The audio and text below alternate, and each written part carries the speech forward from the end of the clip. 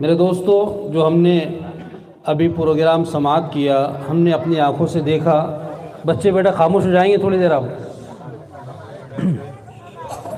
3 گھنٹے ہم نے آپ کا پروگرام سنے. تھوڑا 3 منٹ تو بات سن لو. آپ بات کرنے کی اور کوئی ضرورت تھی ہی نہیں، لیکن چونکہ پروگرام کے بعد بچوں کا جو تاثر ہے، بچوں نے جو محنت کی، ان کے اساتذہ نے جو ان کے اوپر رات دن ایک کر کے محنت کی ہے اور ان کو اس قابل ہمارے سامنے بنایا کہ معصوم سے معصوم بچہ اور بچی اپنے معافی ضمیر کو اس قدر واضح انداز میں اور دلیری کے ساتھ بیان کر رہے ہیں کہ ہم دنگ رہ گئے. وہ بچی نے جو حمد باری تعالیٰ پیش کی، کوئی معمولی بات نہیں ہے میرے دوستو. وہ بچی نے جو حمد باری تعالیٰ پیش کی ہے، میں یہ سمجھتا ہوں تقریباً 4 یا 5 سال کی بچی ہوں گی، اور اس قدر دلیرانہ انداز میں ہمارے سامنے اپنے کلام کو پیش کرنا، اشاروں کے ساتھ اور پورے لب و لہجے کے ساتھ. انسان الفاظ رٹ کر بول دے وہ الگ ہوتا ہے، لیکن اس کے اشارات، کنایات اور اس کے ہاتھوں کے اور ہونٹوں کا لہجہ بتاتا ہے، اس کے ہاتھوں کے الٹ پھیر بتاتی ہے کہ وہ سمجھ کر اور اس کے اوپر محنت جو کی گئی ہے وہ اس کا اظہار کرتا ہے. بڑی خوشی ہوئی ماشاءاللہ. بچوں نے پروگرام پیش کیا. دل تو تھا کہ کچھ باتوں کا ہمارے سامنے اظہار ہو. برتھ ڈے کے تعلق سے ہم نے دیکھا 2 مکالمے پیش ہوئے. چھوٹے سے نہیں سمجھتے تو کم سے کم بڑوں سے سمجھ جاؤ. بڑوں سے عبرت نہیں لے سکتے تو چھوٹے بچے ہماری اصلاح کے لیے کافی ہیں. لیکن ہم نے صرف اس کو سنا مزے کے لیے، ہے کہ نہیں؟ اصل کیا ہے، اس میں ہمارے لیے عمل کی ترغیب موجود ہے. آج میرے دوست بڈوں کے اوپر کیا کیا ہو رہا ہم سب سمجھتے ہیں. ارے کیا ہو رہا ہے بڈوں کے اوپر؟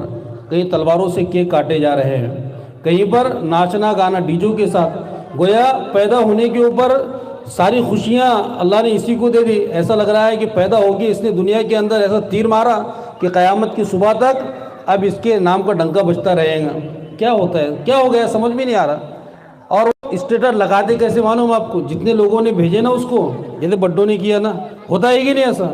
کم سے کم 100 200 اسٹیٹس کے اوپر جس نے بھی کیا اس کا شکریہ ادا کیا جا رہا ہے. پیدا ہوگی اس نے سب کچھ تیر مار لیا، اس کو کرنا کچھ بھی نہیں ہے. اب پیدا ہو گیا جنت الفردوس، جنت کا اعلیٰ سے اعلیٰ درجہ اس نے اپنے لیے گویا واجب کر لیا. فضولیات سے بچو، اللہ کے واسطے بچو. بچی نے ماشاءاللہ والدین کے حقوق پر مکالمہ ہمارے سامنے پیش کیا. یہ بظاہر ایک مزاحیہ یا ایک ہمارے سامنے ایسا مکالمہ ہمیں نظر آیا ہوگا کہ صرف اس کو ہم نے سن لیا، دیکھ لیا ہے، بچوں نے یاد کر لیا. بچوں نے بھی کوئی سمجھا نہیں ہوگا، لیکن یہ حقیقت ہمارے معاشرے کی ہے. آپ کے پلاٹ کا ہی ایک واقعہ ہے. ایک صاحب مجھے کہنے لگے کہ گھر پر چلو. والد صاحب بیچارے پریشان ہیں یاسین سنانے کے لیے. میں گھر پہ گیا. یقین مانو دوپہر کا وقت تھا، چلاتی ہوئی گرمی تھی.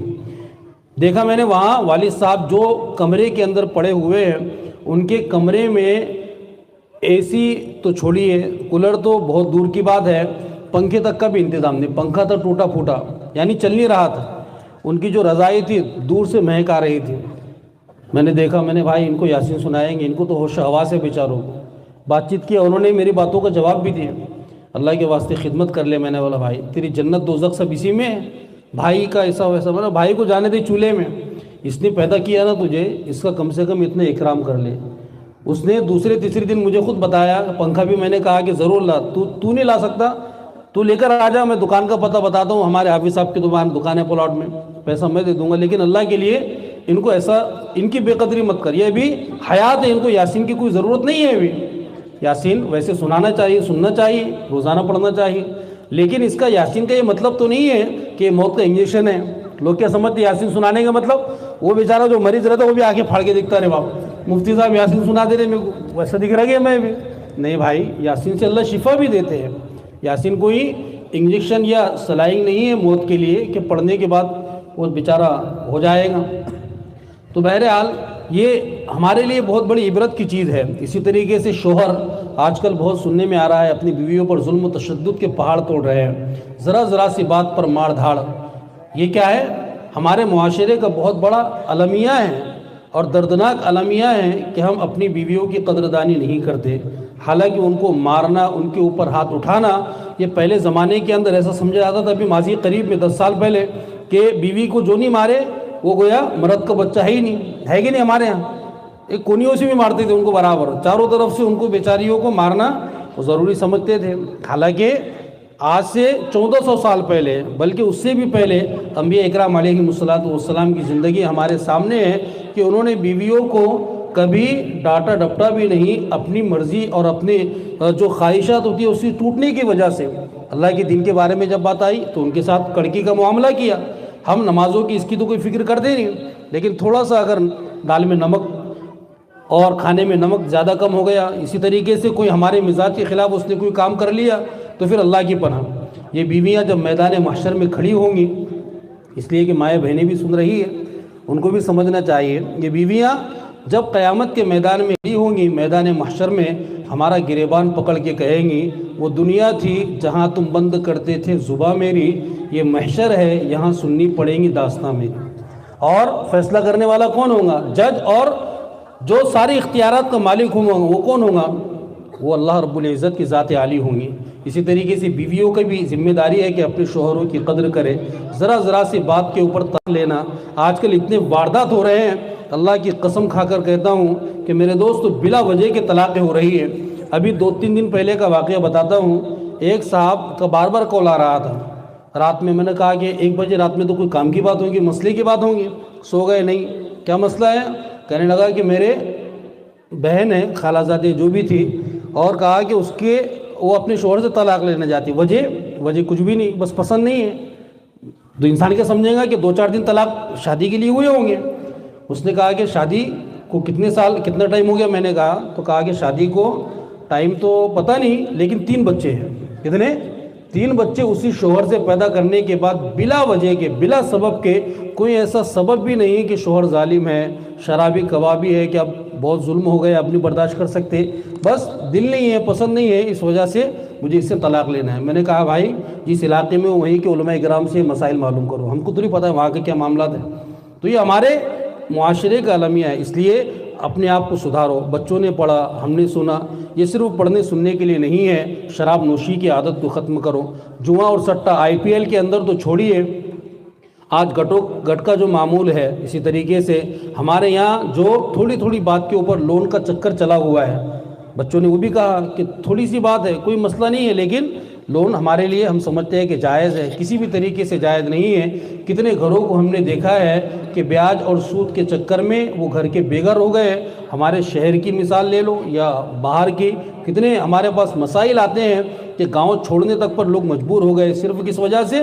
یہ سود اور لون کے چکر میں بڑے سے بڑے انہوں نے مکانات کی قربانی دی، بڑے سے بڑے کھیتی باڑی والے تھے، لون کے چکر میں برباد ہو گئے، اس لیے کہ یہ کوئی معمولی گناہ نہیں ہے، بلکہ یہ وہ گناہ ہے جس کے بارے میں رب العالمین نے خود فرمایا کہ اے ایمان والو سود سے بچو اور چھوڑ دو اس کو، اس لیے کہ یہ کیا ہے؟ براہ راست اللہ اور اس کے رسول سے اعلان جنگ ہے۔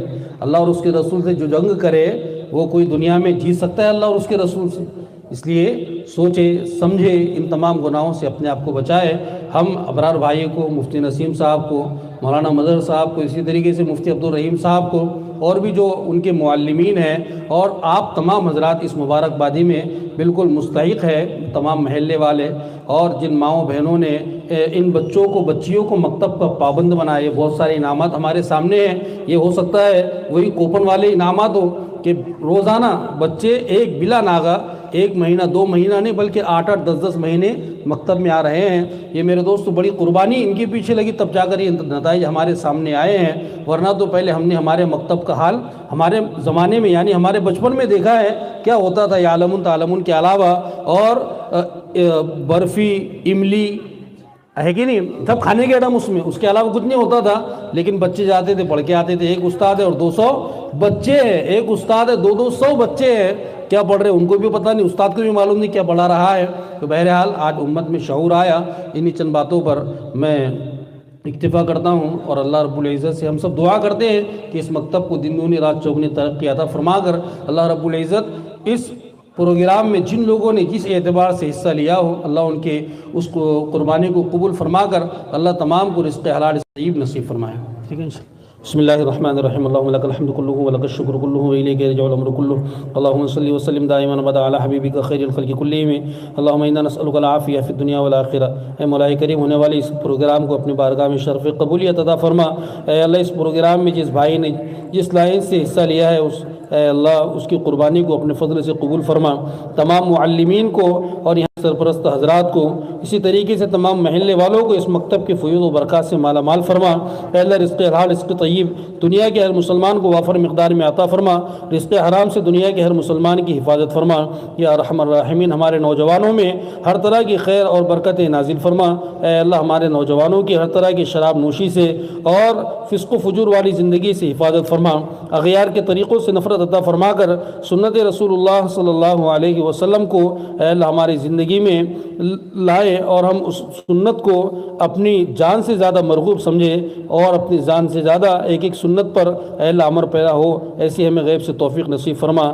وصلی اللہ تعالی علی خیر خلق محمد وعلی آلہ واصحابہ اجمعین۔ سبحان ربک رب العزت عما یصفون وسلام علی المرسلین والحمد للہ رب العالمین۔